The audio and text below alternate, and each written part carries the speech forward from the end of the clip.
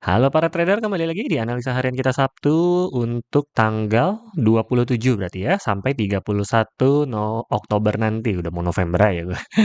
Oktober nanti di akhir bulan ya, bagaimana pergerakannya dan minggu depan pun pas tanggal 31 Oktober itu adalah akhir bulan dan akhir minggu terakhir di bulan Oktober. Bagaimana pergerakannya? Mari kita lihat. Dan kemarin perkiraan kita sedikit meleset ya. Gue cuma dapat $10 doang dari 40,75. Gue sebenarnya udah pasang sell limit gitu ya. Tiba-tiba dia pullback, dia seperti yang gue udah bilang per 5 gue naik dan di 40,60 gue SL terakhirnya dan naik lagi dia. Karena dia nyentuh ke 54 kalau nggak salah. Ya 45455. Habis itu pas pas banget di 54 atau 55 gue langsung pasang stop lossnya di 60. Tiba-tiba dia naik ke atas dan ya sudah, posisi berakhir dan ternyata mantul naik ke atas karena hasil newsnya juga sudah keluar karena ini kan udah sore ya. Dan ya di sore hari gue pikir bakal turun ke bawah ke 4.000 gitu ya, makanya stop lossnya gue cuma naikin ke 60 doang. Ternyata sedikit berubah ya karena hasil newsnya tidak sesuai sama yang diharapkan. Oke, lalu bagaimana pergerakan selanjutnya saat ini? Mari kita hapuskan terlebih dahulu. Kita mulai ulang lagi ya. Kira-kira di daerah mana kita akan cari buy dan sell-nya, dan mari kita lihat dari candle daily-nya terlebih dahulu. Candle daily hari ini lebih cenderung dari minggu ini adalah turun ke bawah cukup tajam ya di hari Selasa kemarin. Lalu sudah berada menyentuh area support dan sekarang di tengah-tengah. Kira-kira titik-titiknya mana lagi? Sepertinya kita akan mentarikkan Fibonacci yang terbaru saja karena ini garisnya sudah cukup agak sedikit di luar ya, karena ini masih bisa turun lagi ke 38 untuk ke support selanjutnya, maka kita akan tambahkan lagi untuk area-area yang mungkin akan dikunjungi di minggu depan ya.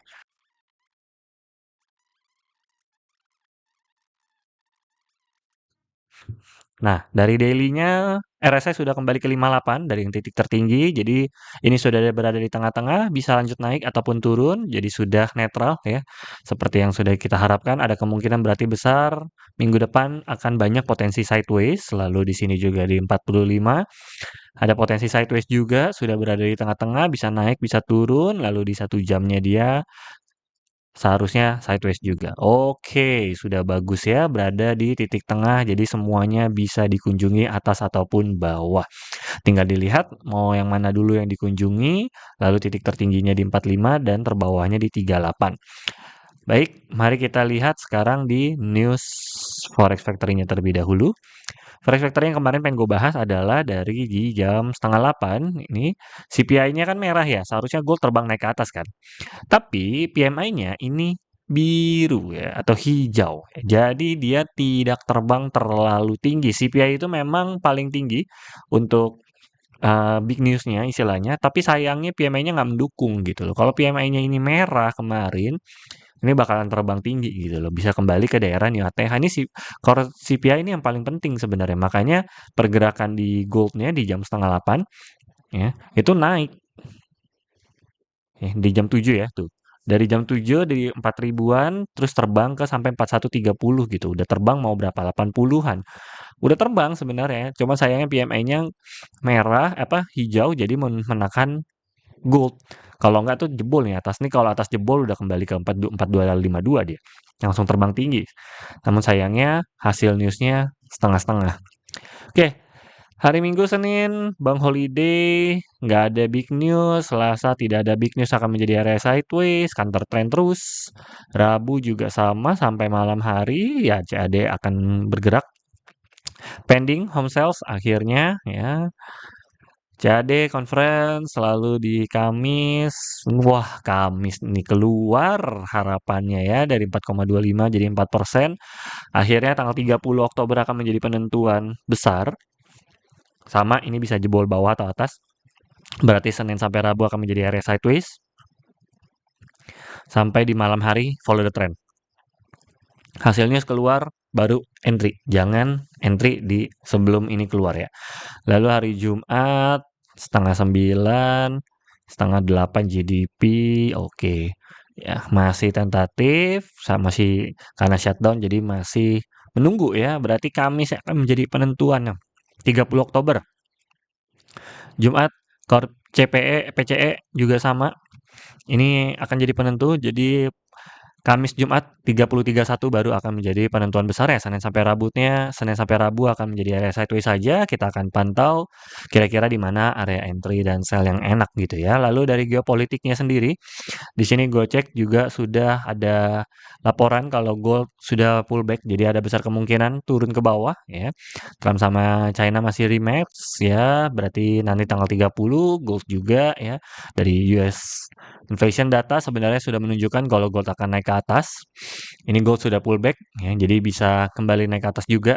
Sorry, kalau misalnya tadi gue bilang turun ke bawah ya, maksudnya naik ke atas ya. Di sini sudah menunjukkan kalau ada tanda-tanda indikasi naik ke atas gitu. Kenapa? Karena ini tanggal 25-nya, ini tanggal 18-nya. Gue nggak lihat tanggal. Oke, berarti ada besar kemungkinan kembali naik ke atas. Jadi lebih besar kemungkinan minggu depan kita akan cari buy. Berarti areanya kalau dia turun, kita cari buy, lalu sell. Senin masih sideways ya. Sideways-nya mungkin ini bisa jebol sih. Mungkin lebih aman di sini kita entry-nya kalau mau sell. Besar kemungkinan naik ke atas, jadi lebih baik kita cari buy. Sell-nya tunggu, ini kayaknya bakal jebol soalnya. Jadi area Fibonacci kita abaikan, kita lebih baik cari buy. Kalau mau cari buy di 40,97 boleh sih. Ya, di 41 ya. 41 buy tipis boleh juga kalau dikasih ya. Tapi SL-nya cukup jauh ya, 40 di bawahnya 55 soalnya. Mungkin lebih aman kalau mencari buy di area sini lebih enak.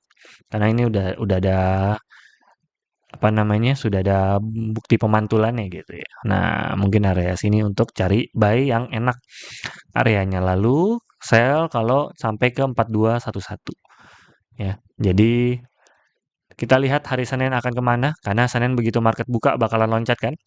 Seperti biasa di atas jam 10 gue baru mulai trading. Kita tunggu areanya, dia turun atau naik, baru sih kita siap counter trend. Dan besar kemungkinan karena gold akan terbang ke atas, jadi lebih aman kita untuk terus-terusan cari buy daripada cari sell di minggu depannya. Oke, so segitu saja analisa harian dan mingguan kita. Harian untuk Senin, sideways.